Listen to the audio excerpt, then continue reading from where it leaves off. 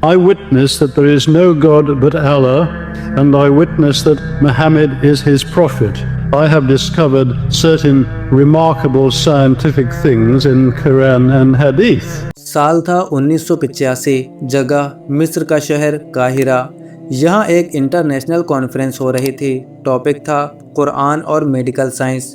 दुनिया भर से आए हुए बड़े बड़े साइंटिस्ट, हर कोई अपने अपने रिसर्च पेपर के साथ मौजूद था।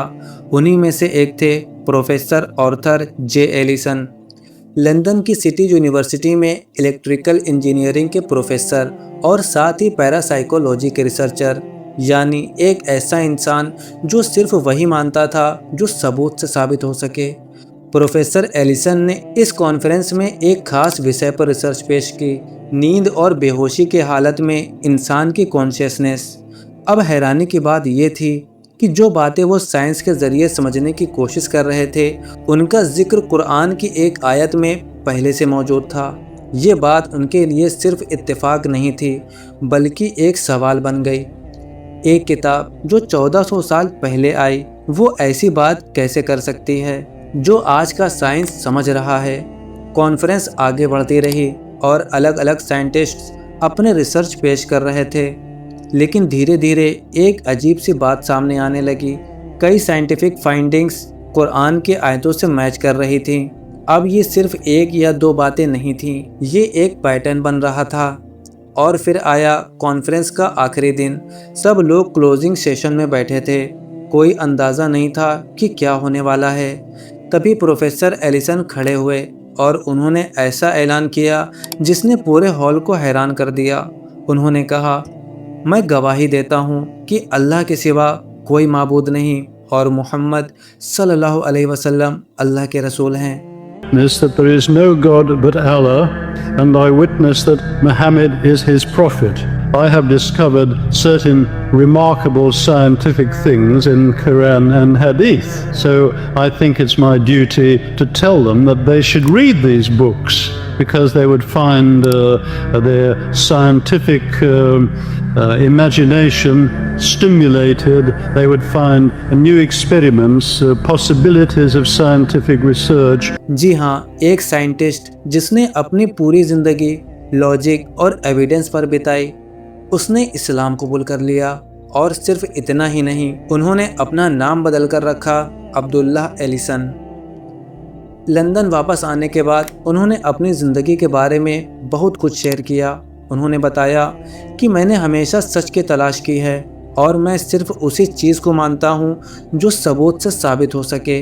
वो इलेक्ट्रिकल और मैकेनिकल इंजीनियरिंग में माहिर थे, बड़ी बड़ी मशीनें डिज़ाइन कर चुके थे, लेकिन उनका दिल हमेशा हकीकत की तलाश में लगा रहा।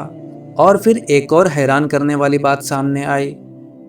जब एक मुस्लिम शेख ने उनसे बातचीत की तो पता चला कि प्रोफेसर एलिसन पहले से ही कई इस्लामी उसूलों पर चल रहे थे।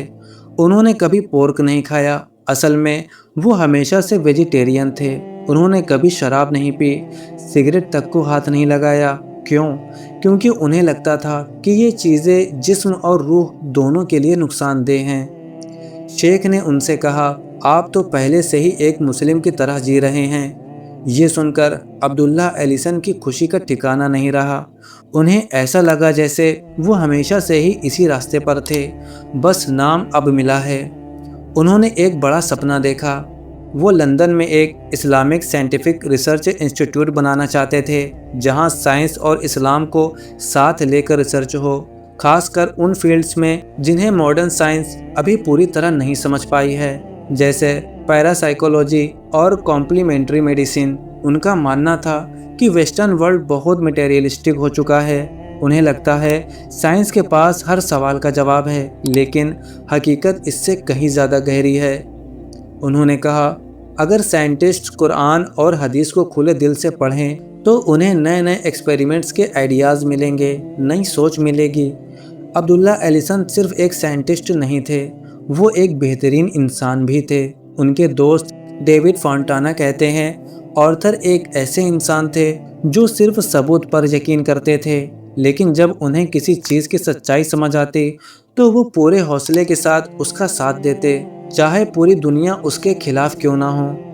उन्होंने अपनी ज़िंदगी इल्म, सच्चाई और इंसानियत के लिए समर्पित कर दी और फिर 6 सितंबर सन 2000 को 80 साल की उम्र में इस दुनिया को अलविदा कह दिया। बीमारी थी इसोफेगस का कैंसर, लेकिन उनका अंत बहुत सुकून भरा था, अपने घर में अपने परिवार के बीच। तो सोचिए, एक इंसान जिसने पूरी ज़िंदगी साइंस को समझा, जब वो कुरान को समझता है तो उसका नतीजा क्या होता है? शायद सच्चाई वही होती है जिसे दिल और दिमाग दोनों मान ले। अगर आप भी सच की तलाश में हैं तो पढ़िए, समझिए, सवाल कीजिए, क्योंकि हिदायत उसी को मिलती है जो उसे तलाश करता है।